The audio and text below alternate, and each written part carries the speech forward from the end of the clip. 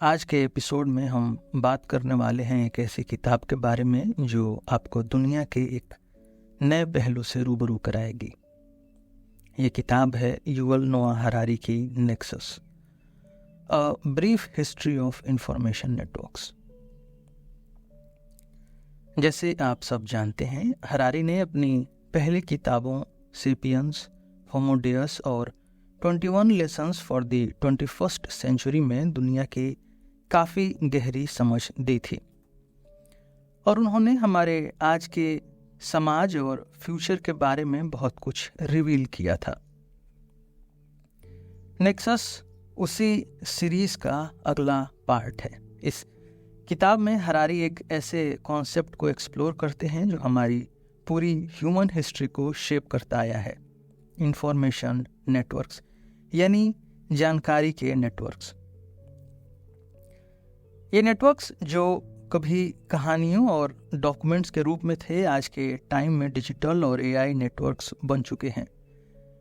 Nexus हमें ये समझाती है कि कैसे इंसानों ने इंफॉर्मेशन के माध्यम से बड़े बड़े नेटवर्क्स बनाए और कैसे इन नेटवर्क्स ने समाज को बदलने का काम किया। ये किताब स्टोन एज से लेकर आर्टिफिशियल इंटेलिजेंस के ज़माने तक की एक कहानी है, जिसमें हम देखेंगे कि कैसे हमने अपने आसपास के लोगों, समाज और टेक्नोलॉजी के माध्यम से दुनिया को बदला है। ये किताब हमें बताती है कि इंसानी इतिहास के हर दौर में सबसे बड़ी पावर हमारे इंफॉर्मेशन नेटवर्क्स में रही है। हरारी ये बताते हैं कि चाहे पुरानी कहानियाँ हों, रिलीजियस टेक्स्ट हों या आज की इंटरनेट और एआई के सिस्टम्स, ये सभी नेटवर्क्स का काम जानकारी को बनाने, फैलाने और उसे कंट्रोल करने का है। और ये बात दुनिया में पावर और कंट्रोल का असली केंद्र है। अगर हम आज की दुनिया को समझना चाहते हैं जहां एआई और मशीन लर्निंग का ज़बरदस्त असर दिख रहा है, तो हमें यह समझना होगा कि ये इंफॉर्मेशन नेटवर्क्स कैसे काम करते हैं। इस एपिसोड में हम नेक्सस के हर इम्पॉर्टेंट चैप्टर को लॉजिकली एक्सप्लोर करेंगे। सबसे पहले हम समझेंगे कि इंफॉर्मेशन क्या है और किस तरह से ये सिंपल चीज़ अपने अंदर इतनी कॉम्प्लेक्स सिस्टम्स को छुपा रखती है। फिर हम बात करेंगे कि कैसे कहानियाँ और रिलीजियस बिलीव्स ने बड़े बड़े नेटवर्क्स को जन्म दिया और कैसे डॉक्यूमेंट्स और ब्यूरोक्रेसी ने सोसाइटीज़ को एक स्ट्रक्चर दिया। फिर हम एआई और कंप्यूटर्स के नेटवर्क की तरफ बढ़ेंगे। जैसे प्रिंटिंग प्रेस ने एक बड़े इंफॉर्मेशन रिवॉल्यूशन को जन्म दिया था, वैसे ही कुछ कंप्यूटर्स के साथ हो रहा है। हम समझेंगे कि एआई नेटवर्क्स का क्या इम्पैक्ट हो सकता है, न सिर्फ पॉलिटिकल सिस्टम पे बल्कि हमारे पर्सनल डिसीजंस पर भी। इस एपिसोड के अंत में हम देखेंगे कि एआई के आने से दुनिया में कैसे नए थ्रेट्स और नए अपॉर्चुनिटीज़ पैदा हो रही हैं। क्या एआई डेमोक्रेसीज को मजबूत करेगा या टोटलिटेरियन सिस्टम्स को? क्या एआई के अलग अलग डेवलपमेंट्स दुनिया को दो हिस्सों में बांट देंगे, जहां एक तरफ फ्री फ्लोइंग इंफॉर्मेशन होगी और दूसरी तरफ स्ट्रिक्टली कंट्रोल्ड एआई सिस्टम्स? चलिए शुरू करते हैं इस सफ़र को और समझते हैं कि नेक्सस की दुनिया में क्या रखा है। प्रोलॉग। हरारी यहाँ सबसे पहले एक सिंपल पर गहरा सवाल उठाते हैं। क्या हम इंसान जो अपने आप को होमो सेपियंस यानी कि वाइज ह्यूमंस कहते हैं, ये सच में इतने समझदार हैं जितना हम समझते हैं? इस सवाल के ज़रिए हरारी इंसानी विजडम यानी बुद्धि और समझ पर एक नज़र डालते हैं और आज के दुनिया के बड़े मुद्दों जैसे क्लाइमेट चेंज, आर्टिफिशियल इंटेलिजेंस और इंटरनेशनल कॉन्फ्लिक्ट्स को समझने की कोशिश करते हैं। इंसानी इतिहास में हमने बहुत कुछ इन्वेंट किया, बहुत सारी डिस्कवरीज की और अपने जीवन को बेहतर बनाने के लिए नए नए तरीके ढूंढे। लेकिन जैसे जैसे हमने ये पावर हासिल की, हमने अपनी दुनिया को एक एग्जिस्टेंशियल क्राइसिस में भी डाल दिया है। क्लाइमेट चेंज की वजह से हमारा इकोलॉजिकल सिस्टम खतरे में है। एआई जैसे नए टेक्नोलॉजीज़ के डेवलपमेंट से एक ऐसे फ्यूचर का डर है जहां ये टेक्नोलॉजी हमारे कंट्रोल से बाहर निकल सकती है। और अगर हम अपने आसपास देखें तो इंटरनेशनल टेंशन्स बढ़ रहे हैं। हर देश अपने आप को स्ट्रॉन्गर बनाने के लिए वेपन्स को स्टॉक पाइल कर रहा है, यानी इकट्ठा कर रहा है, और एक नए वर्ल्ड वॉर का खतरा कभी भी दिखाई दे सकता है। हरारी ये बात समझाते हैं कि इतने सालों के डेवलपमेंट के बाद भी हम एक समझदारी के मुकाम पर नहीं पहुंच पाए हैं जहां हम अपनी विजडम का सही इस्तेमाल कर सकें। एक तरफ हमने अपने आसपास के सभी चीज़ों के बारे में नॉलेज कलेक्ट किया, लेकिन दूसरी तरफ हम आज भी ये बेसिक सवाल पूछते हैं, हम कौन हैं, हमें क्या चाहिए और कैसे हमें जीना चाहिए। हरारी ये बताते हैं कि पूरी इंसानी हिस्ट्री में हमने हमेशा मिथ्स यानी कल्पना कथाएं का सहारा लिया। ये मिथ्स हमें एक साथ जोड़ने के लिए बनाई गई थी, लेकिन कई बार इन्हें गलत दिशा में भी ले जाया गया। मिथ्स और डिल्यूजन्स यानी कि भ्रम ने कई बार सोसाइटीज़ को स्ट्रांग बनाया है, लेकिन कई बार इन्होंने ह्यूमैनिटी को डेंजरस रास्ते पर भी डाला है। नाजिज्म और स्टैलिनिज्म इसके बड़े उदाहरण हैं। नाजिज्म एक ऐसे डिल्यूजन पर बेस्ड था जिसमें एक रेस अपने आप को सुपीरियर समझती थी और दूसरों को नीचे।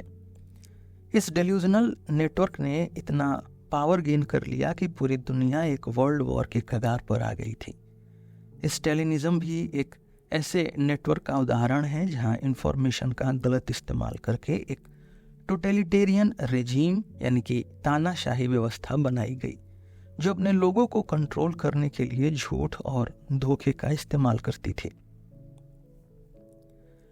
हरारी इस प्रोसेस को समझाते हैं और बताते हैं कि कैसे इंफॉर्मेशन के ये नेटवर्क्स जो शुरू में एक सिंपल कहानी या सिस्टम के रूप में होते हैं, धीरे धीरे पूरी सोसाइटीज को कंट्रोल करने लगते हैं। ये मिथ्स सोसाइटी के मेंबर्स को एक साथ जोड़ने का काम करती हैं, लेकिन अगर ये डिल्यूजन बन जाए तो कभी कभी ये बड़ा अनर्थ भी ला देती हैं। Chapter 1, what is information. आपने सुना होगा कि इंफॉर्मेशन इज पावर, यानी जानकारी एक शक्ति है। लेकिन हरारी कहते हैं कि इंफॉर्मेशन सिर्फ फैक्ट्स या सच्चाई को रिप्रेजेंट करने का काम नहीं करती। इसका असली काम है कनेक्शन, यानी लोगों को, विचारों को और दुनिया के अलग अलग हिस्सों को एक दूसरे से जोड़ना। इंफॉर्मेशन को समझना सिर्फ डेटा या सच्चाई को समझना नहीं है, बल्कि ये समझना है कि कैसे ये चीज़ें हमारी सोच और समाज को बदलती हैं। हरारी ये पॉइंट रेज करते हैं कि अक्सर हम इंफॉर्मेशन को सिर्फ रियलिटी का रिप्रेजेंटेशन समझते हैं, जैसे कोई खबर या डेटा जो हमें किसी चीज़ का पता देता हो। और सच तो ये है कि इंफॉर्मेशन का काम एक दूसरे लेवल पे होता है, लोगों को एक दूसरे से जोड़ने का। इस कनेक्शन का एक सिंपल एग्जांपल है एक कबूतर।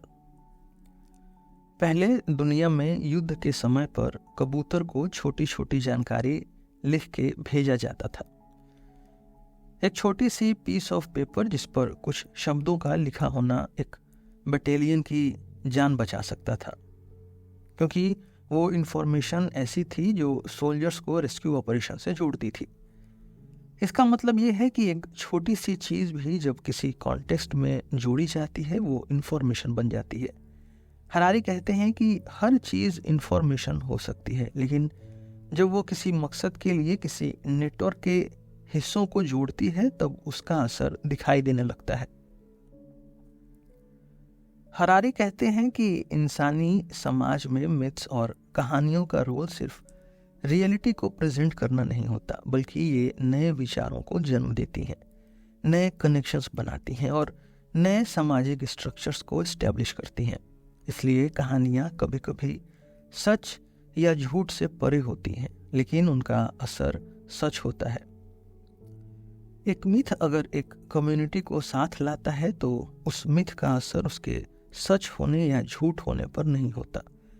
जैसे कि बाइबल, कुरान या रामायण, ये रिलीजियस टेक्स्ट लोगों के लिए एक डीप कनेक्शन बनाते हैं और उनको एक नई दुनिया के साथ रिलेट करते हैं।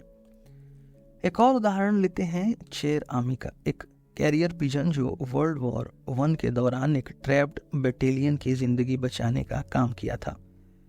चेर आमी एक लिविंग बीइंग थी, लेकिन उसके पैर में बंधा एक छोटा सा पेपर जिसमें मैसेज था, वो पेपर सिंबल बन गया एक क्रिटिकल इंफॉर्मेशन का।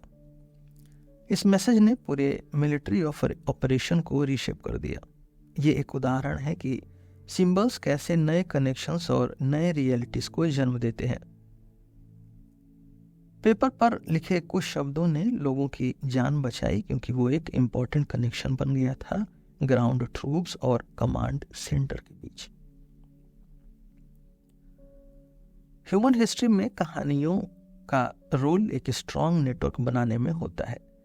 हरारी इस बात को हाईलाइट करते हैं कि कहानियां और सिंबल्स काफी बार एक नए तरीके की दुनिया को क्रिएट करने का काम करते हैं, न कि सिर्फ एग्जिस्टिंग दुनिया को रिफ्लेक्ट करते हैं। जैसे अगर हम माइथोलॉजीज को देखें तो आपको दिखाई देगा कि हर एक प्राचीन कथा इंसान के एक नए वर्ल्ड व्यू को क्रिएट करती है। ये कहानियां समाज को एक साथ बांध के रखती हैं। ये ह्यूमन इवोल्यूशन का एक इंटीग्रल हिस्सा है जो हमें समझाते हैं कि आज भी जब हम डिजिटल एरा में जी रहे हैं, हमारी इंफॉर्मेशन नेटवर्क्स वही काम कर रहे हैं।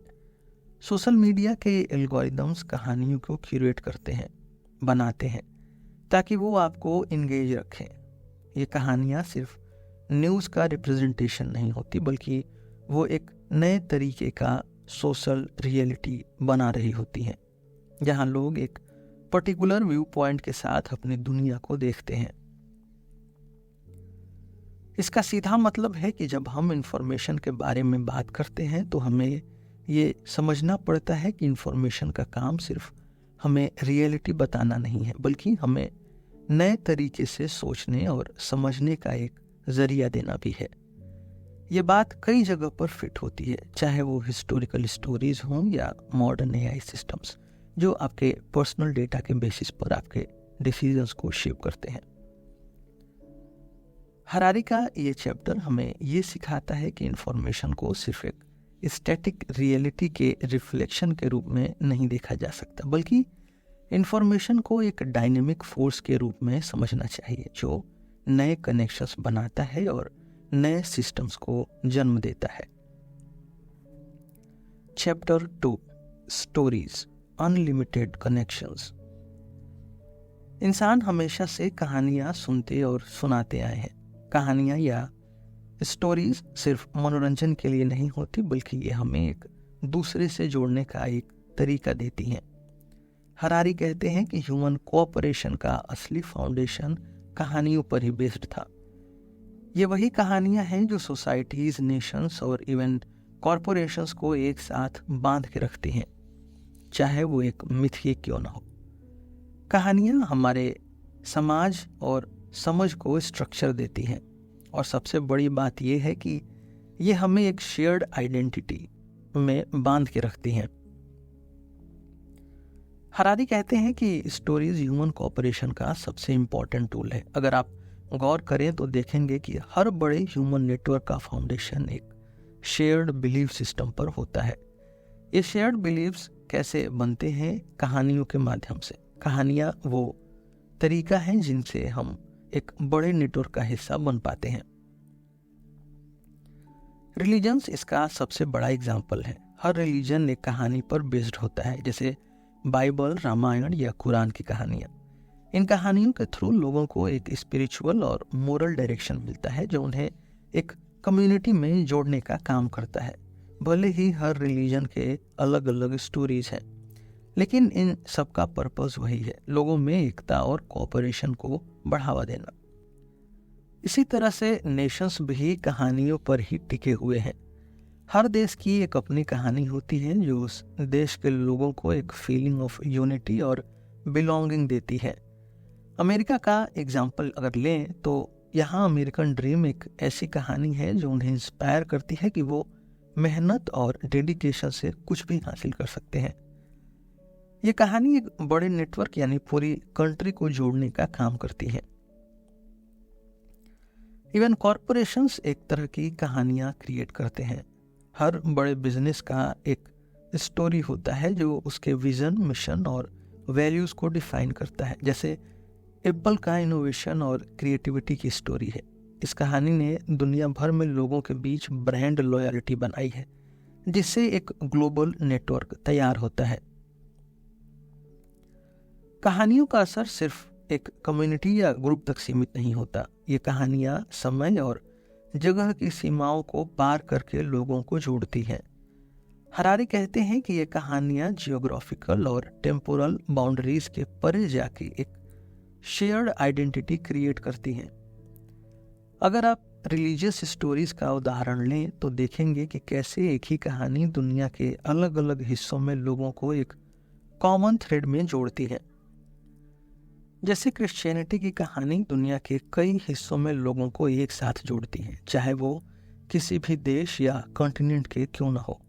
एक अमेरिकन क्रिश्चियन और एक इंडियन क्रिश्चियन के बीच एक नेचुरल बॉन्ड बनता है क्योंकि वो दोनों एक शेयर्ड स्टोरी का हिस्सा है। इसी तरह नेशनल स्टोरीज भी लोगों को एक स्ट्रॉन्ग कनेक्शन देती हैं। जैसे इंडिया की इंडिपेंडेंस की कहानी हर इंडियन को एक सेंस ऑफ प्राइड और यूनिटी देती है, चाहे वो किसी भी स्टेट से हो। ये एक शेयर्ड नैरेटिव है जो लोगों में एकता बनाए रखता है और एक नेशनल आइडेंटिटी को मजबूत करता है। कहानियां एक तरह का सोशल ग्लू होती हैं जो लोगों को एक दूसरे से बांध के रखती हैं। कहानी के बिना कोई भी लार्ज ह्यूमन नेटवर्क टिक नहीं सकता। जब हम कहानियां शेयर करते हैं तो हम एक शेयर्ड आइडेंटिटी का निर्माण करते हैं। ये आइडेंटिटी हमें एक कम्युनिटी, एक देश या एक विजन के साथ रिलेट करने में मदद करती है। हरारी कहते हैं कि इन कहानियों के जरिए हम सिर्फ एक दूसरे से कनेक्टेड फील नहीं करते, बल्कि इनके थ्रू हम अपने आसपास की दुनिया को एक पर्टिकुलर नज़रिए से देखने लगते हैं। अगर हम रिलीजन की कहानियां सुनते हैं तो हमारा नज़रिया एक स्पिरिचुअल एंगल से बदल जाता है। अगर हम किसी नेशन की कहानी सुनते हैं तो हम अपनी पहचान उस देश के एक नागरिक के रूप में करने लगते हैं। और जब हम कॉरपोरेशंस की कहानियां सुनते हैं तो हम अपने आप को उस ब्रांड के पार्ट के रूप में महसूस करने लगते हैं। सबसे इंटरेस्टिंग बात यह है कि कहानियों का इम्पैक्ट सिर्फ एक समय तक या एक जगह तक सीमित नहीं होता। ये कहानियां एक जनरेशन से दूसरी जनरेशन तक पास होती रहती हैं और अपना इम्पैक्ट बनाए रखती हैं। जैसे महाभारत या इलियड जैसे प्राचीन एपिक आज भी लोगों को जोड़ने का काम करते हैं। ये कहानियां सिर्फ हिस्टोरिकल टेक्स्ट नहीं है, बल्कि ये आज भी लोगों को एक शेयर्ड कल्चरल और मोरल फ्रेमवर्क देती हैं। हरारी ये पॉइंट रेज करते हैं कि मॉडर्न एरा में भी जब हम डिजिटल मीडिया के थ्रू इंफॉर्मेशन शेयर कर रहे हैं, कहानियां वैसे ही काम कर रही हैं जैसे वो पुरानी सोसाइटीज में करती थी। आज सोशल मीडिया पर जो नैरेटिव्स बनाए जाते हैं वो लोगों के व्यू पॉइंट्स को शेप करते हैं और कई बार पूरी सोसाइटीज को एक नए तरीके से सोचने के लिए मजबूर किया जाता है। Chapter 3 documents. कहानियों की तरह डॉक्यूमेंट्स यानी लेखन, रिटन रिकॉर्ड्स भी इंसानी सिविलाइजेशन के लिए बहुत ज़रूरी रहे हैं। हरारी ये समझाते हैं कि डॉक्यूमेंट्स ने सोसाइटीज़, एम्पायर्स और कॉरपोरेशंस को कैसे स्ट्रक्चर दिया है। जब सोसाइटीज़ बड़ी होने लगीं तो ओरल ट्रेडिशंस यानी मुंह से सुनाई जाने वाली बातें काफ़ी नहीं थी। एक सिस्टमेटिक तरीके से सब कुछ रिकॉर्ड करना ज़रूरी हो गया। लेखन या रिटन डॉक्यूमेंटेशन ने इसी ज़रूरत को पूरा किया। हरारी कहते हैं कि डॉक्यूमेंट्स सोसाइटीज़ के बैकबोन यानी रीढ़ की हड्डी बन गए। जब ह्यूमन सोसाइटीज़ छोटी थीं तब ओरल ट्रेडिशंस काफ़ी थे। लेकिन जब लोगों की संख्या बढ़ने लगी और सिटीज, स्टेट्स और एम्पायर्स का विकास होने लगा, तो इंफॉर्मेशन को सही तरीके से रिकॉर्ड करना ज़रूरी हो गया। डॉक्यूमेंट्स यानी लिखित रिकॉर्ड्स इस प्रोसेस का एक अहम हिस्सा बन गए। इन डॉक्यूमेंट्स का काम था ज़मीनी लेवल पर सिस्टम्स को कंट्रोल में रखना और डिसीजंस को स्टैंडर्डाइज करना। एक बड़े उदाहरण के रूप में हम ब्यूरोक्रेसी का नाम ले सकते हैं। ब्यूरोक्रेसी का मतलब होता है कि एक सिस्टमेटिक स्ट्रक्चर जहां पर काम लिखित रूप में होता है। जब आप किसी भी बड़े समाज या एम्पायर को देखते हैं तो वहाँ एक ऑर्गेनाइज्ड सिस्टम ज़रूर होता है जो सब कुछ मैनेज करता है। लेखन के बिना ये सब पॉसिबल नहीं होता। फॉर एग्जाम्पल, अगर हम रोमन एम्पायर को देखें तो हमें दिखाई देगा कि कैसे डॉक्यूमेंट्स और रिटन रिकॉर्ड्स ने पूरे एम्पायर को कंट्रोल में रखा। Land records, tax collection, military operations, सब कुछ लिखित डॉक्यूमेंट्स के थ्रू होता है। इसी सिस्टम ने एम्पायर के साइज को मैनेजेबल बनाए रखा। रोम के ब्यूरोक्रेटिक सिस्टम के बिना एक इतना बड़ा एम्पायर चलाना इम्पॉसिबल होता। इसी तरह से मुगल एम्पायर को अगर समझना हो तो आपको समझना होगा कि कैसे उन्होंने लैंड रेवेन्यू रिकॉर्ड्स को मेंटेन किया। उनके पास एक वेल स्ट्रक्चर्ड सिस्टम था जिसमें हर रीजन का रिकॉर्ड रखा जाता था। इसका फायदा ये था कि रूलर्स को हर जगह एक एक्यूरेट डेटा मिलता था। लैंड ओनरशिप, टैक्सेस और मिलिट्री रिसोर्सेस सब कुछ सिस्टमेटिकली रिकॉर्डेड होता था। डॉक्यूमेंट्स का काम ये होता है कि वो हर चीज़ को सिस्टमेटिक और स्ट्रक्चर्ड बनाए। जब तक इंफॉर्मेशन सिर्फ वर्बल होती है उसका फ़ायदा लिमिटेड होता है, लेकिन जब हम उसे लिखते हैं तो हम उसे सिक्योर और ऑर्गेनाइज्ड कर लेते हैं। एक बड़े एम्पायर या देश को चलाने के लिए ये ऑर्गेनाइजेशन बहुत ज़रूरी होता है। आज के समय में भी डॉक्यूमेंट्स का रोल वैसे ही है, बस उनका फॉर्म बदल गया है। पुरानी दुनिया में जहाँ हैंड रिटन रिकॉर्ड्स का इस्तेमाल होता था, आज हम डिजिटल डॉक्यूमेंट्स का इस्तेमाल करते हैं, लेकिन इनका बेसिक रोल वही का वही है, इंफॉर्मेशन को मैनेज करना और एक स्ट्रक्चर्ड सिस्टम बनाए रखना। हरारी कहते हैं कि मॉडर्न डे ब्यूरोक्रेसी भी इसी रिटन डॉक्यूमेंटेशन के ऊपर चलती है। हर सरकारी ऑफिस में पेपर वर्क का एक फॉर्मल स्ट्रक्चर होता है, जैसे कि birth certificates, land records, government orders. ये सब एक ऑर्गेनाइज्ड सिस्टम का पार्ट होते हैं। बिना डॉक्यूमेंट्स के न तो गवर्नेंस संभाल सकती है और न ही कोई इकोनॉमिक सिस्टम काम कर सकता है। अगर आप कॉरपोरेशंस की बात करें तो वहाँ भी डॉक्यूमेंट्स का एक स्ट्रॉन्ग रोल होता है। हर एक डील, कॉन्ट्रैक्ट या ट्रांजैक्शन लिखित रूप में होता है। ये लिखित रिकॉर्ड्स काम को ट्रांसपेरेंट और सिक्योर बनाते हैं। जैसे अगर आप एक बिजनेस ट्रांजैक्शन करते हैं तो उसका प्रॉपर डॉक्यूमेंटेशन ज़रूरी होता है। ये लिखित डॉक्यूमेंट भी किसी डिस्प्यूट को सॉल्व करने में मदद करते हैं और एक लीगल फ्रेमवर्क प्रोवाइड करते हैं। लिखित रिकॉर्ड सिर्फ कॉर्पोरेट और गवर्नमेंट सिस्टम तक सीमित नहीं है, बल्कि हर लेवल पर उनका काम दिखाई देता है। एजुकेशनल सिस्टम्स भी इन्हें फॉलो करते हैं। स्कूल्स और यूनिवर्सिटीज़ के रिकॉर्ड्स, स्टूडेंट्स के एकेडमिक रिजल्ट्स और even research papers, all of these are forms of documentation that help in creating an organised educational system. Harari ये बात हाईलाइट करते हैं कि हम चाहे कितनी भी एडवांस्ड टेक्नोलॉजीज बना लें, डॉक्यूमेंट्स और रिकॉर्ड्स का रोल हमेशा सेंट्रल रहेगा। डॉक्यूमेंट्स इंसानी सोसाइटी में ट्रस्ट का फाउंडेशन बनते हैं। जब भी हम एक लिखित रिकॉर्ड देखते हैं, हमें उस पर विश्वास होता है कि ये ऑफिशियल और ट्रस्टेड है। डिजिटल एरा ने इस ट्रस्ट को और मजबूत किया है, क्योंकि डिजिटल डॉक्यूमेंट्स को ज़्यादा इजीली वेरीफाई किया जा सकता है। उनका रिकॉर्ड एक्यूरेट और ट्रेसेबल होता है। Chapter 4, errors. हरारी कहते हैं कि हम अक्सर अपनी इंफॉर्मेशन सिस्टम्स को परफेक्ट समझने की गलती करते हैं, लेकिन सच ये है कि कोई भी सिस्टम इनफेलिएबल यानी गलती से बिल्कुल परे नहीं हो सकता। इंफॉर्मेशन नेटवर्क्स, चाहे वो रिलीजियस हो, पॉलिटिकल हो या साइंटिफिक, सभी में कभी ना कभी एरर्स आते ही हैं। ये एरर्स सिस्टम की स्ट्रक्चर का हिस्सा होते हैं और इनसे बचना मुश्किल होता है। हरारी ये समझाते हैं कि दुनिया में कोई भी सिस्टम परफेक्ट नहीं होता। हर सिस्टम में कहीं ना कहीं फ्लॉज यानी गलतियां होती हैं और ये एरर्स इनएविटेबल होते हैं, चाहे वो पॉलिटिकल सिस्टम हो, रिलीजियस इंस्टीट्यूशन हो या कॉरपोरेट स्ट्रक्चर, सब में कभी न कभी गलतियां निकलती हैं। इंसान गलती करने वाला प्राणी है, तो नेचुरली इंसानों के बनाए सिस्टम्स भी गलतियां करते हैं। एक इंटरेस्टिंग उदाहरण हरारी देते हैं कैथोलिक चर्च का।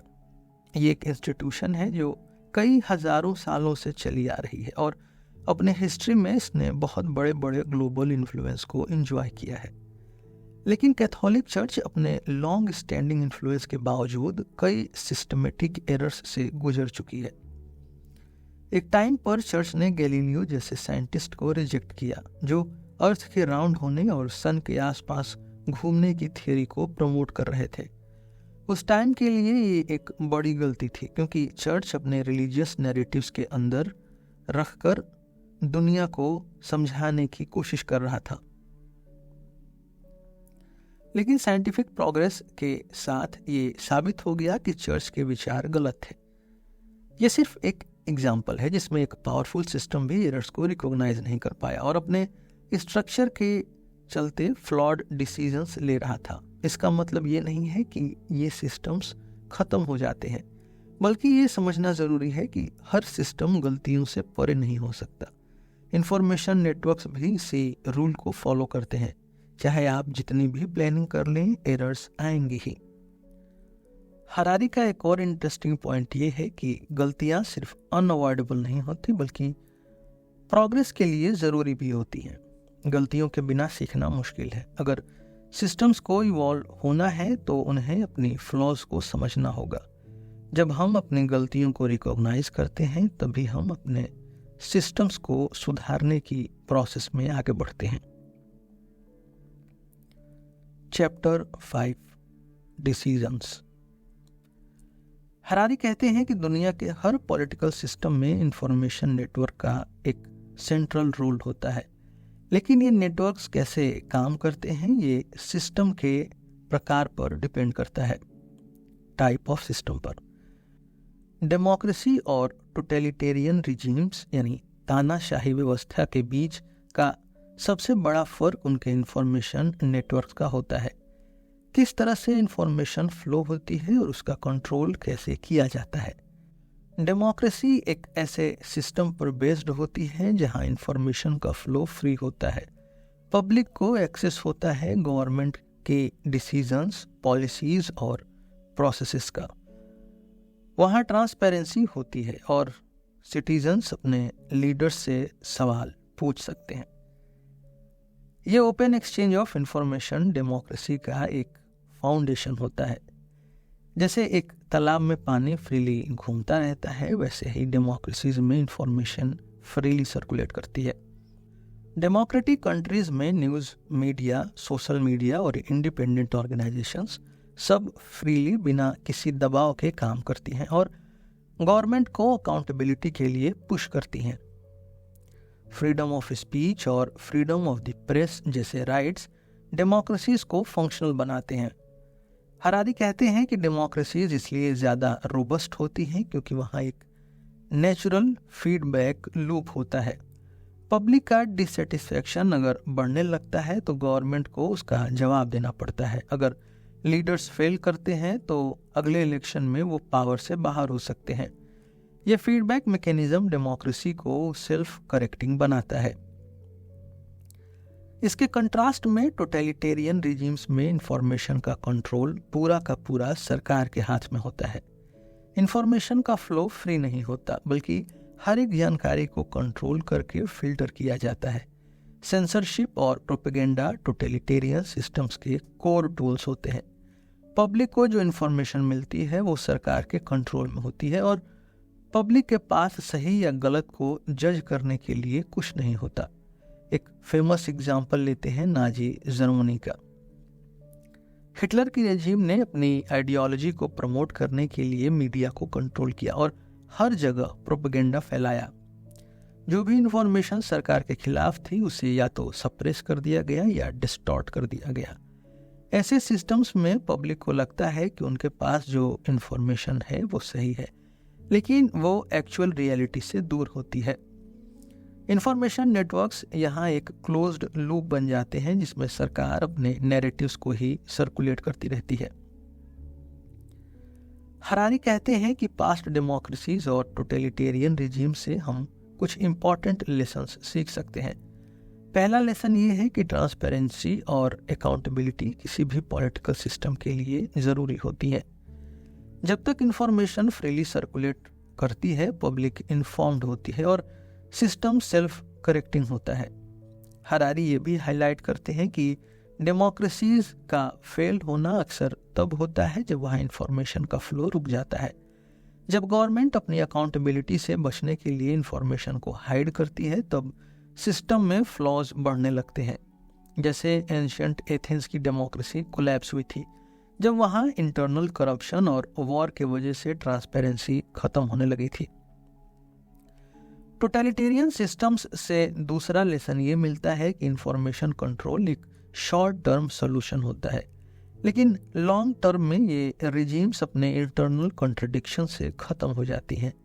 सोवियत यूनियन इसका एक अच्छा उदाहरण है। स्टालिन के टाइम में सोवियत रेजिम ने अपने लोगों को कंट्रोल्ड इंफॉर्मेशन दी, सेंसरशिप का इस्तेमाल किया और डिसेंट को सप्रेस किया, लेकिन ये लॉन्ग टर्म में सक्सेसफुल नहीं हो सका। जैसे जैसे लोगों तक सही इंफॉर्मेशन पहुंची, डिससेटिस्फैक्शन बढ़ता गया और अंत में यूएसएसआर का कोलैप्स हो गया।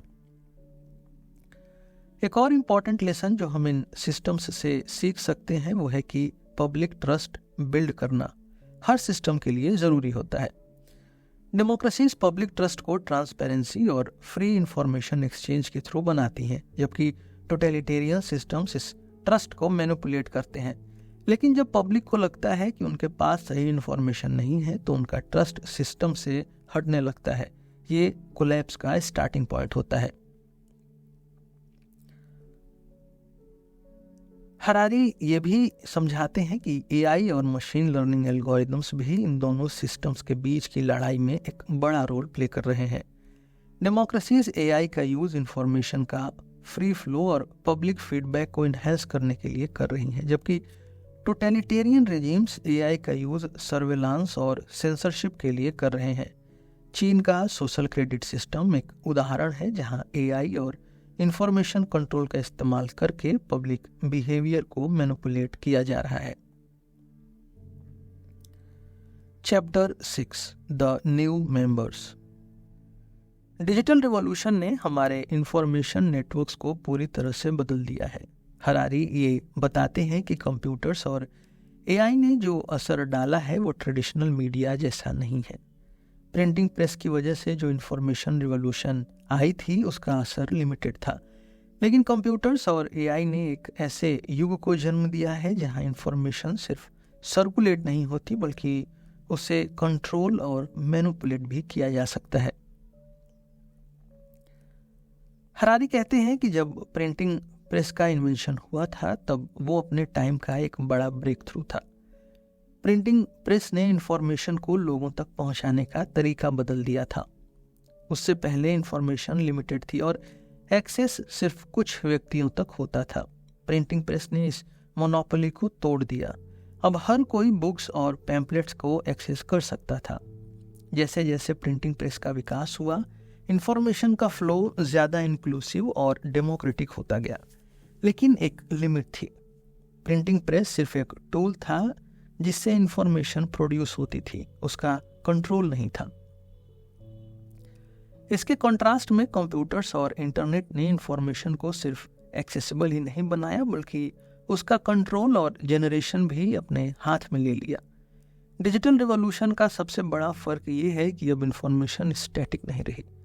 प्रिंटिंग प्रेस में एक बार एक बुक प्रिंट हो गई तो वो वही चीज़ सर्कुलेट होती थी, लेकिन डिजिटल वर्ल्ड में इंफॉर्मेशन रियल टाइम में अपडेट होती रहती है। वेबसाइट्स, ब्लॉग्स और सोशल मीडिया प्लेटफॉर्म्स पर हर मिनट नए कंटेंट्स अपलोड होते हैं और हर यूजर उस कंटेंट को एडिट या शेयर कर सकता है, यानी इंफॉर्मेशन का फ्लो डायनेमिक हो गया है। हरारी कहते हैं कि इस डायनेमिक नेचर का सबसे बड़ा असर हमने सोशल मीडिया के राइज के साथ देखा। सोशल मीडिया प्लेटफॉर्म्स सिर्फ इंफॉर्मेशन को शेयर करने का जरिया ही नहीं है, बल्कि वो नए नैरेटिव्स को जनरेट करते हैं। हर व्यक्ति अब अपने आइडियाज़ और थॉट्स को रियल टाइम में पूरी दुनिया के सामने रख रहा है। प्रिंटिंग प्रेस के ज़माने में ऐसा पॉसिबल नहीं था। वहाँ इंफॉर्मेशन सेंट्रलाइज्ड थे, मतलब कि बुक्स और न्यूज़पेपर्स का कंट्रोल कुछ लिमिटेड लोगों के हाथ में था। लेकिन आज डिजिटल मीडिया ने इंफॉर्मेशन को डिसेंट्रलाइज्ड कर दिया है। आप एक सिंपल ब्लॉग पोस्ट या ट्वीट के जरिए पूरी दुनिया को इन्फ्लुएंस कर सकते हैं। पहले डिसीजंस ह्यूमंस के हाथ में होते थे, चाहे वो फाइनेंशियल इन्वेस्टमेंट्स के डिसीजंस हों या किसी हेल्थ केयर डायग्नोसिस का। लेकिन आज एआई एल्गोरिदम्स के जरिए डिसीजंस लिए जा रहे हैं। फॉर एग्जांपल, स्टॉक मार्केट्स में ट्रेडिंग का काम अब लार्जली एआई एल्गोरिदम्स के जरिए होता है।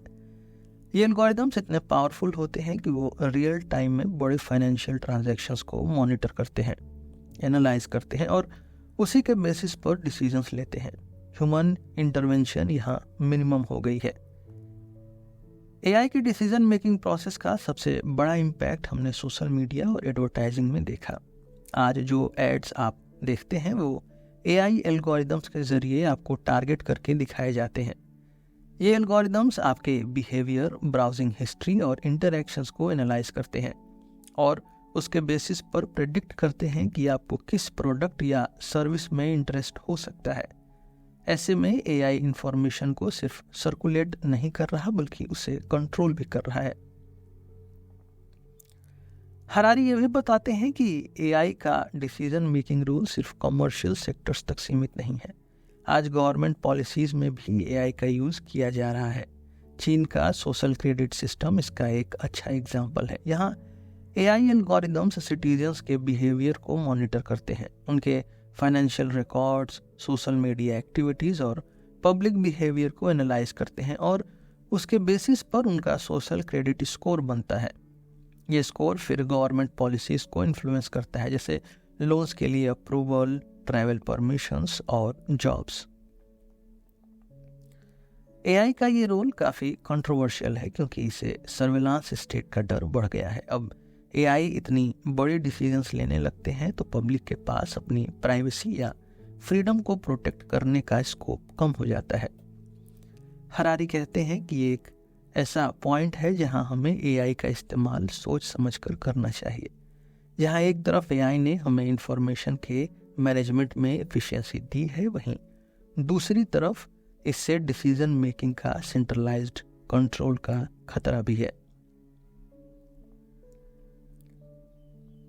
Chapter 7 relentless.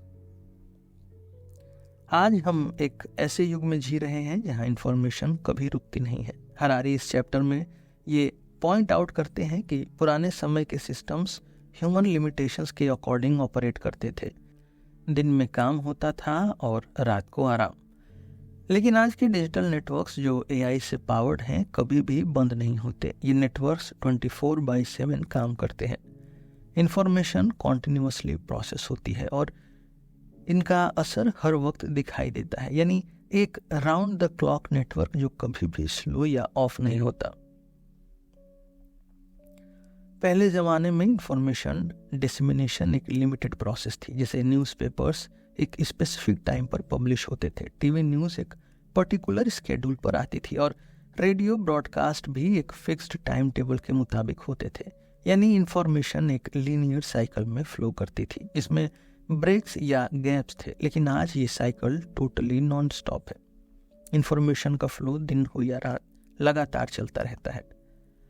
सोशल मीडिया इसका सबसे बड़ा उदाहरण है। एक्स, फेसबुक, इंस्टाग्राम, ये सब प्लेटफॉर्म्स हर सेकंड नए पोस्ट, ट्वीट्स और कमेंट से भरते जा रहे हैं। हर एक सेकंड में कहीं ना कहीं कोई कुछ पोस्ट कर रहा है, जिससे नए आइडियाज़, थॉट्स और ओपिनियंस हर वक्त जनरेट हो रहे हैं।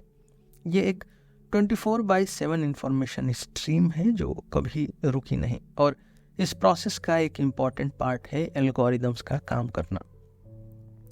सोशल मीडिया के एल्गोरिदम्स जो एआई से पावर्ड हैं लगातार डेटा को प्रोसेस करते रहते हैं। ये एल्गोरिदम्स ये डिसाइड करते हैं कि कौन सा कंटेंट किसको दिखाना है, किसकी विजिबिलिटी बढ़ानी चाहिए और कौन सा नैरेटिव पब्लिक डिस्कोर्स को शेप करेगा। एक ऐसे नेटवर्क का होना जिसमें इंफॉर्मेशन का फ्लो कभी रुकता नहीं है, इसका असर सिर्फ ऑनलाइन इंटरेक्शन तक सीमित नहीं है। ये नॉन स्टॉप इंफॉर्मेशन नेटवर्क हमारे सोशल और पॉलिटिकल डिस्कोर्स को भी शेप करते हैं। हरारी कहते हैं कि जब इंफॉर्मेशन 24/7 फ्लो होती है तो उसका असर लॉन्ग लास्टिंग और इम्पैक्टफुल होता है। इसका सबसे बड़ा इफेक्ट ये होता है कि हमारे व्यू पॉइंट्स और विचार लगातार शेप होते रहते हैं बिना किसी ब्रेक के। हरारी कहते हैं कि जब इंफॉर्मेशन का फ्लो कभी रुकता नहीं तो इसका साइकोलॉजिकल असर भी पड़ता है। आज के समय में इंफॉर्मेशन ओवरलोड एक रियल प्रॉब्लम है। हर वक्त नई इंफॉर्मेशन आने की वजह से हमारा दिमाग उसे प्रोसेस करने में थक जाता है। कभी कभी लगता है कि हम एक लूप में फंस गए हैं जहां लगातार नोटिफिकेशंस, न्यूज़ और अपडेट्स हमारे अटेंशन को डिमांड करते रहते हैं। इसका लॉन्ग टर्म इम्पैक्ट ये होता है कि हमारी अटेंशन स्पैम कम होने लगती है। हरारी कहते हैं कि इंफॉर्मेशन नेटवर्क्स का नॉन स्टॉप होने का मतलब ये है कि हमारे पास इंफॉर्मेशन को प्रोसेस करने का कोई ब्रेक नहीं होता। ये डिजिटल एज की एक बड़ी समस्या बन चुकी है जहां हर व्यक्ति को लगातार कनेक्टेड रहने की ज़रूरत महसूस होती है। ये नॉन स्टॉप नेटवर्क हमें इंगेज तो रखते हैं लेकिन कभी कभी ये हमारे मेंटल हेल्थ पर भी असर डालने लगते हैं। चैप्टर 8 फैलिबल। हरारी कहते हैं कि एआई और एल्गोरिदम्स हमें लगातार बेटर डिसीजंस लेने में मदद करते हैं, लेकिन हम एक इम्पॉर्टेंट फैक्ट को नज़रअंदाज नहीं कर सकते। एआई भी गलती कर सकता है और जब डिसीजन मेकिंग ऑटोमेटेड होती है तो ये एरर्स बड़े खतरनाक रिजल्ट्स तक पहुंच सकती हैं। जैसे जैसे हम अपने इंफॉर्मेशन नेटवर्क्स को एआई के हाथ में दे रहे हैं, हमें समझना होगा कि ये सिस्टम्स भी इनफेलिबल नहीं है। एआई और एल्गोरिदम्स एफिशिएंट और फास्ट काम करते हैं, इसमें कोई शक नहीं, लेकिन हरारी इस बात को क्लियर करते हैं कि एफिशिएंसी का मतलब परफेक्शन नहीं होता। हर एआई सिस्टम डेटा के ऊपर डिपेंडेंट होता है और अगर डेटा फ्लॉड या इनकम्प्लीट हो तो एआई भी गलत रिजल्ट्स निकाल सकता है। सबसे बड़ी बात यह है कि जब एआई गलती करता है तो वो गलती अननोटिस रहने का चांस ज़्यादा होता है, क्योंकि हम इस अजम्पशन पर काम करते हैं कि एआई तो सही होगा।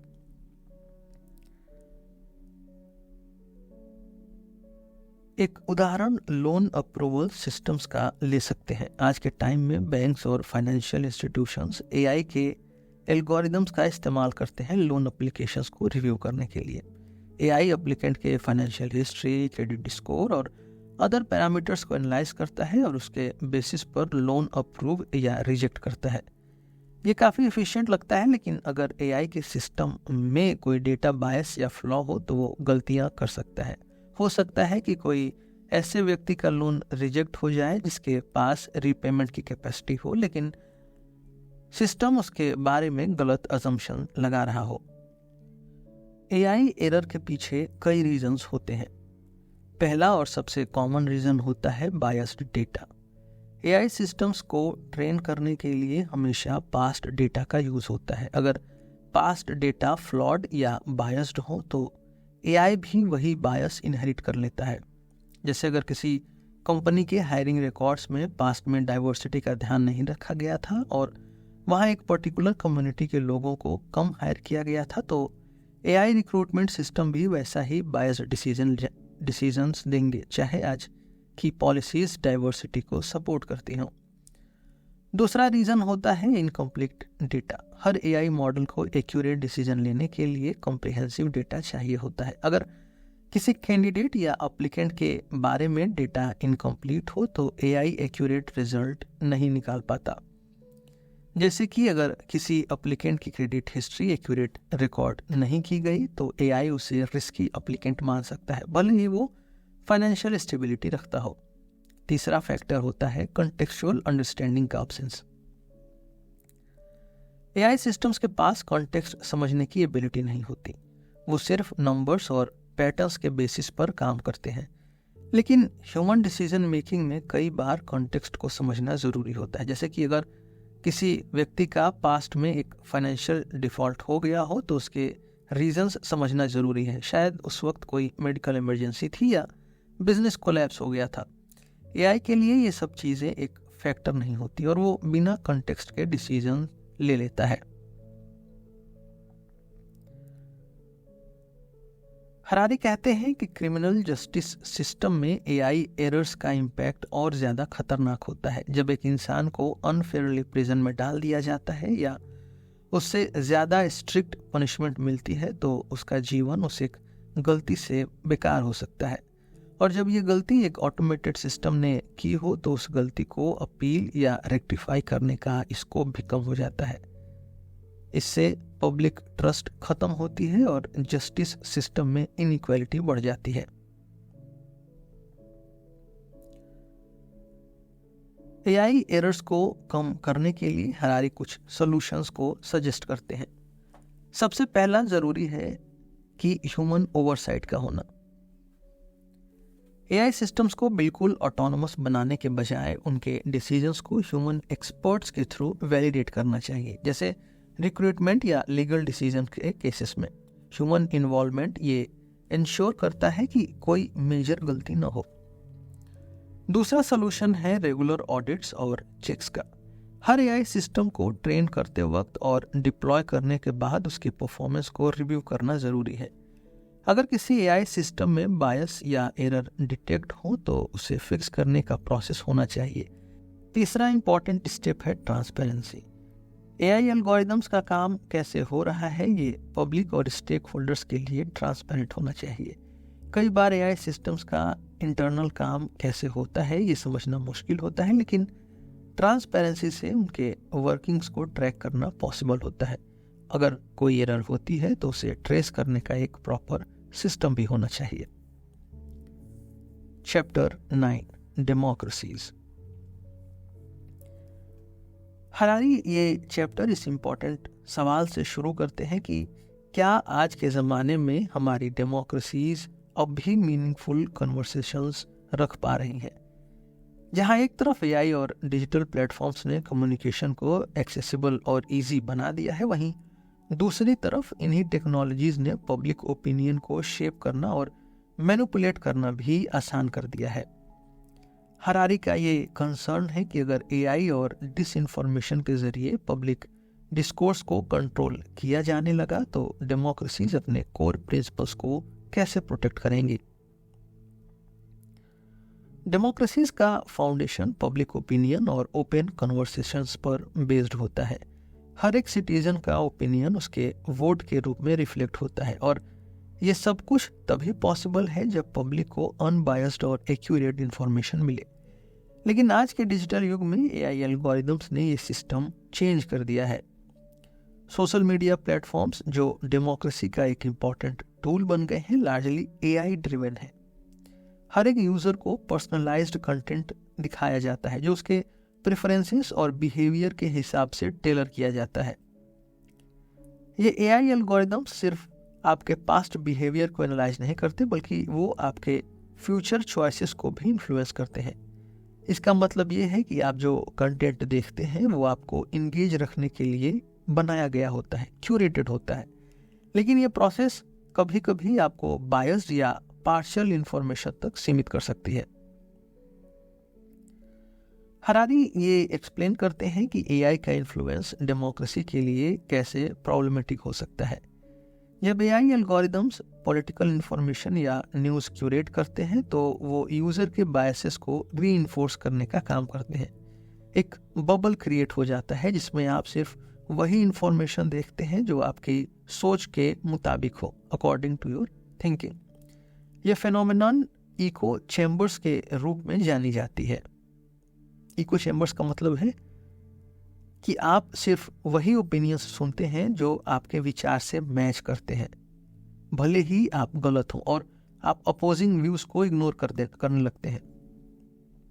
फॉर एग्जाम्पल, अगर आप एक स्पेसिफिक पॉलिटिकल आइडियोलॉजी को फॉलो करते हैं तो AI driven social media platforms आपको उसी आइडियोलॉजी के आर्टिकल्स, वीडियोस और पोस्ट दिखाते रहेंगे। ये आपको इंगेज रखने के लिए होते हैं, लेकिन इसका असर ये होता है कि आप दूसरे व्यू पॉइंट्स को सुन ही नहीं पाते, भले ही आप गलत हो।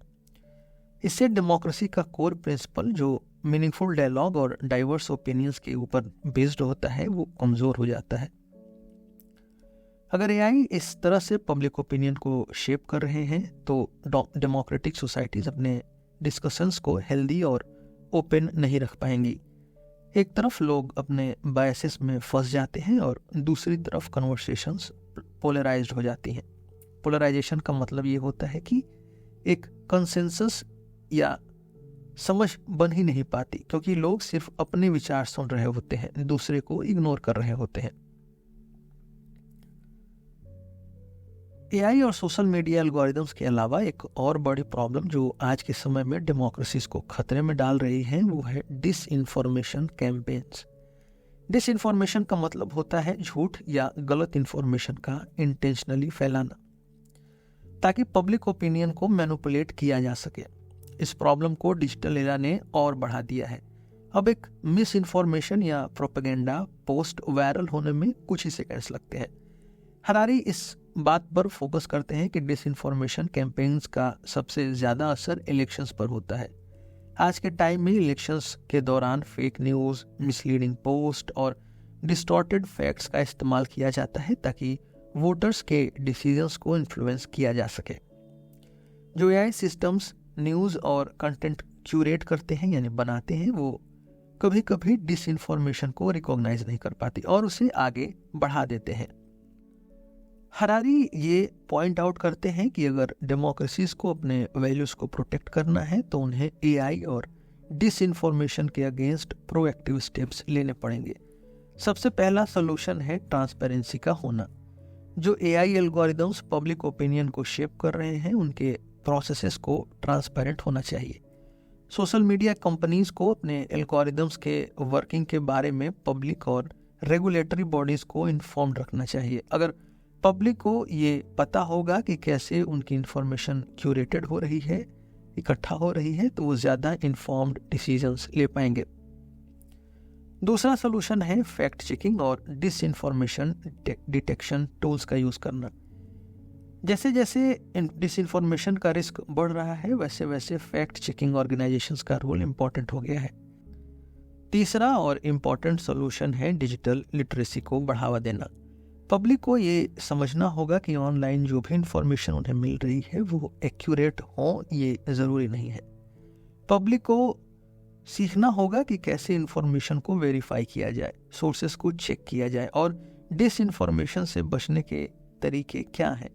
हरारी कहते हैं कि जब तक पब्लिक खुद डिजिटली लिटरेट नहीं होगी तब तक डिसइंफॉर्मेशन कैंपेन से बचना मुश्किल होगा। Chapter 10 totalitarianism. हरारी इस चैप्टर में एक अहम मुद्दा उठाते हैं। एआई का इस्तेमाल क्या नए तरीके के टोटलिटेरियन रेजिम्स को जन्म दे सकता है। जहां एआई और एल्गोरिदम्स डेमोक्रेटिक सिस्टम्स में भी काम कर रहे हैं, वहीं टोटलिटेरियन सिस्टम्स में इनका यूज़ एक और एक्सट्रीम लेवल तक जा सकता है। एआई के जरिए कंट्रोल को ऑटोमेट करके इंसानों पर पूरी तरह से काबू पाया जा सकता है। हरारी कहते हैं कि एआई एक ऐसा टूल बन सकता है जो एक टोटलिटेरियन रेजिम को अनप्रेसिडेंटेड पावर दे सकता है, और ये पावर किसी इंडिविजुअल के हाथ में नहीं बल्कि एल्गोरिदम्स के हाथ में चली जाएगी। टोटलिटेरियन रेजिम्स का कोर प्रिंसिपल होता है एब्सोल्यूट कंट्रोल। एक सेंट्रल अथॉरिटी के हाथ में सब कुछ होता है और पब्लिक के एक्शंस और थॉट्स को कंट्रोल करना इन रेजिम्स का मेन एम होता है।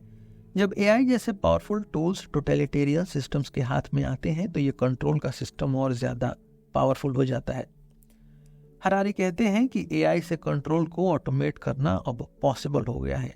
एक ट्रेडिशनल टोटलिटेरियन रेजिम को अपनी पावर बनाए रखने के लिए सर्वेलांस, प्रोपेगेंडा और फोर्स का उपयोग करना पड़ता है, लेकिन एआई के जरिए ये सब कुछ रियल टाइम में बिना ह्यूमन इंटरवेंशन के किया जा सकता है।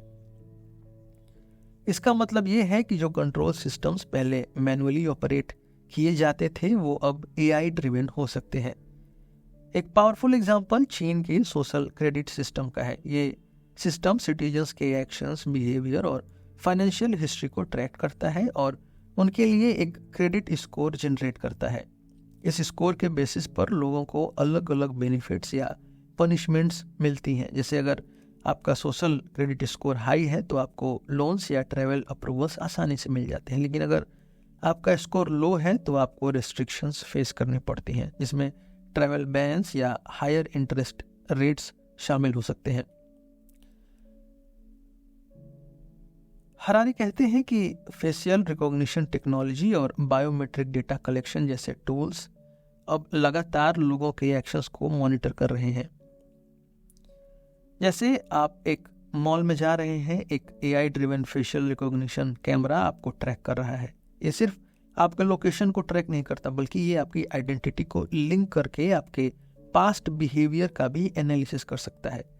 ऐसे में एआई के एल्गोरिदम्स सिर्फ आपकी लोकेशन नहीं, बल्कि आपके सोशल इंटरेक्शंस, परचेजेस और इवन आपके एक्सप्रेशंस को भी एनालाइज कर रहे होते हैं। एआई के थ्रू ये सर्वेलांस सिस्टम्स अब हर इंसान को मॉनिटर करने लगते हैं बिना किसी ब्रेक के। जब आप एआई ड्रिवन सिस्टम्स के थ्रू मॉनिटर होते हैं तो आपको कभी पता भी नहीं चलता कि आपका बिहेवियर एनालाइज हो रहा है। हरारी इस पॉइंट को हाईलाइट करते हैं कि कांस्टेंट सर्वेलांस का एक साइकोलॉजिकल इम्पैक्ट भी होता है। लोग अपने एक्शंस को कंट्रोल करने लगते हैं क्योंकि उन्हें डर होता है कि उनका हर एक्शन, हर कदम देखा जा रहा है। इसका रिजल्ट ये होता है कि पब्लिक अपनी फ्रीडम खो देती है और एआई के एल्गोरिदम्स के अकॉर्डिंग अपना बिहेवियर शेप करने लगती है। एआई और एल्गोरिदम्स का एक और खतरा ये है कि ये अपने अंदर एक बायस या फ्लॉड डिसीजन मेकिंग प्रोसेस को भी कैरी कर सकते हैं। अगर एक टोटलिटेरियन रेजिम अपनी पावर को एआई सिस्टम्स के थ्रू ऑटोमेट करती है तो वो सिस्टम्स उनके बायस्ड पॉलिसीज को इम्प्लीमेंट करते रहेंगे। जैसे एक मैनुअल टोटलिटेरियन सिस्टम में एक डिक्टेटर या रूलिंग अथॉरिटी बेस्ड डिसीजंस लेती थी, वैसे ही एक एआई ड्रिवन सिस्टम में एल्गोरिदम्स बायस्ड डिसीजंस लेंगे। बस फर्क ये होगा कि ये डिसीजंस हर सेकंड में लिए जाएंगे और उन्हें रियल टाइम में इंप्लीमेंट किया जाएगा। हरारी कहते हैं कि जब हम पावर को एल्गोरिदम्स के हाथ में दे देते हैं तो एक रिस्क ये होता है कि वो सिस्टम्स अपनी ही एक इंडिपेंडेंट पावर स्ट्रक्चर क्रिएट कर लेता है। इंसान उन सिस्टम्स को कंट्रोल करना बंद कर देता है और वो एल्गोरिदम्स अपने डिसीजंस को इम्प्लीमेंट करते रहते हैं, चाहे वो गलत या अनफेयर ही क्यों ना हो। हरारी का सबसे बड़ा कंसर्न ये है कि अगर एआई ड्रिवन टोटलिटेरियन सिस्टम्स आगे बढ़ते हैं तो हम एक ऐसे फ्यूचर की तरफ जा रहे हैं जहां ह्यूमन फ्रीडम का कॉन्सेप्ट खत्म हो सकता है। जब पावर एआई के एल्गोरिदम्स के हाथ में होती है तो वो सिस्टम्स उन पे निर्भर सोसाइटीज को कंट्रोल करते हैं, जिसमें लोग अपनी ऑटोनॉमी खो देते हैं। एआई टोटलिटेरियनिज्म एक ऐसे डिस्टोपियन फ्यूचर की पॉसिबिलिटी को जन्म देता है जहां ह्यूमंस सिर्फ डेटा पॉइंट्स बनकर रह जाते हैं और उनके एक्शंस एआई सिस्टम्स के हिसाब से गवर्न होते हैं। हरारी कहते हैं कि आज हमें एआई के पोटेंशियल को समझना होगा, लेकिन उसके रिस्क को इग्नोर नहीं करना चाहिए। जहां एआई हमारे लिए एक टूल बन सकती है बेटर गवर्नेंस के लिए, वहीं अगर इसे गलत हाथों में दिया गया तो ये एक ऐसे सिस्टम को जन्म देगी जहां ह्यूमन फ्रीडम का कोई वैल्यू नहीं रहेगा। Chapter 11 the silicon curtain. Harari इस चैप्टर में एक और इम्पॉर्टेंट सवाल उठाते हैं। एआई और इंफॉर्मेशन टेक्नोलॉजी क्या हमें एक ग्लोबल एम्पायर की तरफ ले जाएंगी या फिर एक ऐसे स्प्लिट की तरफ जहां दुनिया दो अलग अलग हॉस्टाइल ब्लॉक्स में डिवाइड हो जाए। ये चैप्टर फ्यूचर के इंफॉर्मेशन नेटवर्क्स के बारे में है और कैसे ये नेटवर्क्स या तो ह्यूमैनिटी को जोड़ेंगे या फिर तोड़ देंगे। एक आर्गुमेंट ये है कि एआई अपनी नेचर की वजह से दुनिया को और ज़्यादा यूनिफाई कर सकता है।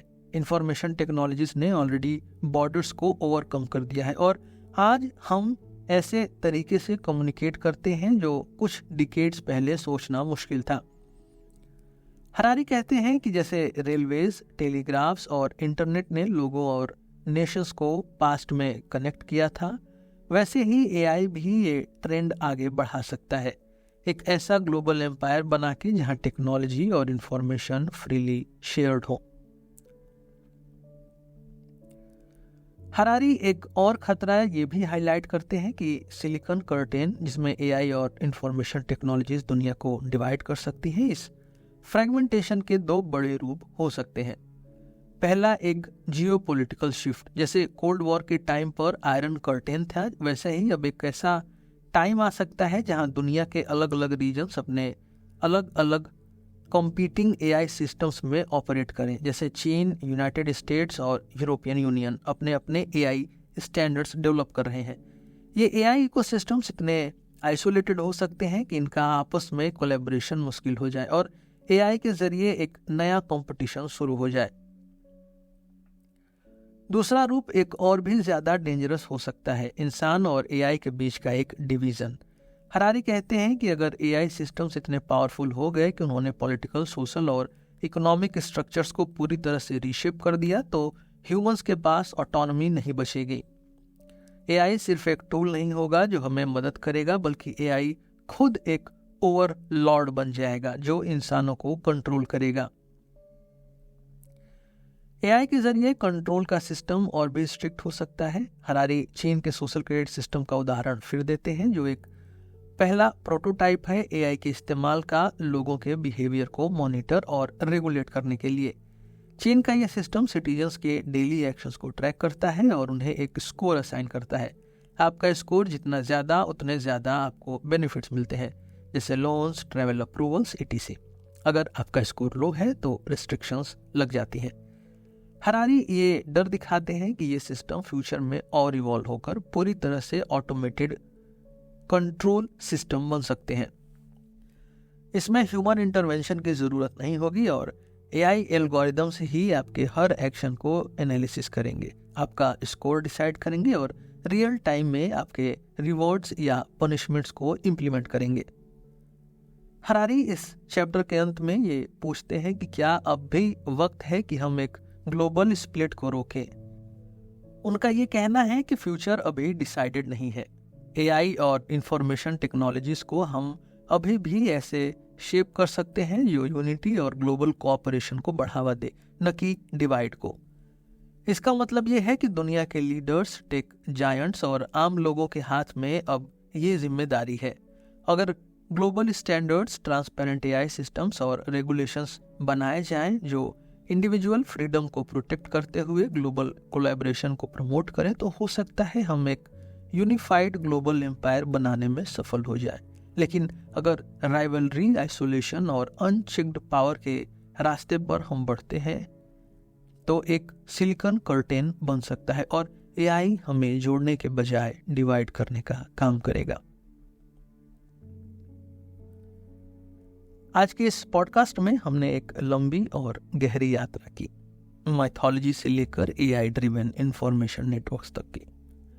हरारी ने हमें बताया कि कैसे इंसान हमेशा से कहानियों, डॉक्यूमेंट्स और सिस्टम्स के जरिए अपने आसपास की दुनिया को समझने और कंट्रोल करने की कोशिश करते आए हैं। कहानियाँ या और डॉक्यूमेंट्स जहाँ इंफॉर्मेशन को शेप करने के जरिया थे, वहीं एआई और मॉडर्न नेटवर्क्स ने इंफॉर्मेशन को क्यूरेट, कंट्रोल और मैनिपुलेट करना शुरू कर दिया है। सबसे पहले हमने देखा कि कैसे माइथोलॉजी और स्टोरीज इंसानों के कोऑपरेशन का फाउंडेशन बनाई। ये स्टोरीज और सिंबल्स ने सोसाइटीज को जोड़ने का काम किया और बड़े ह्यूमन नेटवर्क्स को जन्म दिया। फिर लिखित डॉक्यूमेंट्स का आगमन हुआ जिन्होंने एम्पायर्स और गवर्नमेंट्स को मैनेज करने का एक सिस्टमेटिक तरीका दिया।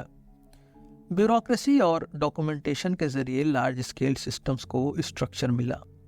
इसके बाद हमने एआई और डिजिटल रिवॉल्यूशन के बारे में समझा, कंप्यूटर्स और एआई ने ट्रेडिशनल मीडिया जैसे प्रिंटिंग प्रेस को रिप्लेस करके real time dynamic information networks बनाए, जहां इंफॉर्मेशन कभी रुकती नहीं है।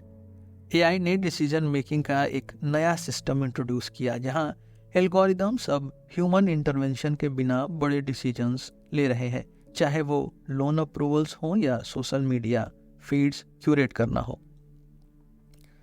लेकिन इसके साथ ही हमने एआई के एरर्स और पोटेंशियल डेंजर्स को भी देखा। ऑटोमेटेड सिस्टम्स गलती करते हैं और उन गलतियों का इम्पैक्ट बहुत बड़ा हो सकता है। कभी किसी का लोन रिजेक्ट होना तो कभी किसी को अनफेयरली पनिश करना। ये एरर्स दिखाती हैं कि एआई कभी भी परफेक्ट नहीं हो सकता और हमेशा एक लेवल ऑफ ह्यूमन ओवरसाइट जरूरी होती है। फिर हमने देखा कि एआई और डिसइंफॉर्मेशन कैंपेन्स डेमोक्रेसीज को कैसे इन्फ्लुएंस कर रहे हैं। AI driven social media platforms public discourse को मैनिपुलेट करने और इको चैम्बर्स बनाने का काम कर रहे हैं, जिससे डाइवर्स कन्वर्सेशंस वीक हो रही हैं। और अगर डिसइंफॉर्मेशन के कैंपेन्स सक्सेसफुल हो जाते हैं तो इलेक्शंस और पब्लिक डिसीजंस गलत डायरेक्शन में जा सकते हैं। अंत में हमने एआई ड्रिवन टोटलिटेरियनिज्म का खतरा देखा। एआई का गलत इस्तेमाल करके गवर्नमेंट्स अपने सिटीजन्स पर पूरी तरह से कंट्रोल बना सकती हैं और इंसान सिर्फ डेटा पॉइंट्स बनकर रह सकता है। अगर पावर एल्गोरिदम्स के हाथ में चली गई तो ह्यूमन फ्रीडम का कॉन्सेप्ट ही खत्म हो सकता है। अब सवाल ये उठता है कि फ्यूचर कैसा होगा। हरारी कहते हैं कि एआई एक पावरफुल टूल है, इसमें कोई शक नहीं, लेकिन इसका मिसयूज भी पॉसिबल है। क्या आने वाले समय में एआई इंसान पर डोमिनेट करेगा? क्या हम एक ऐसे युग की तरफ बढ़ रहे हैं जहां एल्गोरिदम्स सब कुछ कंट्रोल करेंगे और ह्यूमंस बस एक पैसिव ऑब्जर्वर बन के रह जाएंगे? या हम एआई के साथ कोएग्जिस्ट करने का एक सस्टेनेबल तरीका ढूंढ पाएंगे? हरारी ये सोचने पर मजबूर करते हैं कि अगर हम अपनी इंफॉर्मेशन नेटवर्क्स को एआई के ऊपर पूरी तरह से डिपेंडेंट बना देंगे तो ह्यूमन ऑटोनॉमी और क्रिएटिविटी का क्या होगा? एआई अगर हर डिसीजन ले रहा होगा तो इंसान के पास क्या बचेगा?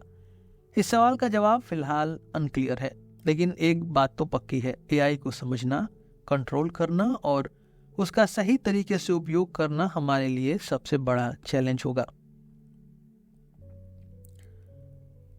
अगर आपने हरारी की किताब सेपियंस और होमो डेयस को नहीं पढ़ा है तो आप मेरे चैनल पे बुक समरीज के सेक्शन में दोनों किताबों को पढ़ सकते हैं। आज के लिए बस इतना ही। हम फिर मिलेंगे आपसे एक नए एपिसोड में एक नए टॉपिक के साथ। मेरा नाम है रोहित और आप सुन रहे थे सिलेबस विद रोहित। धन्यवाद।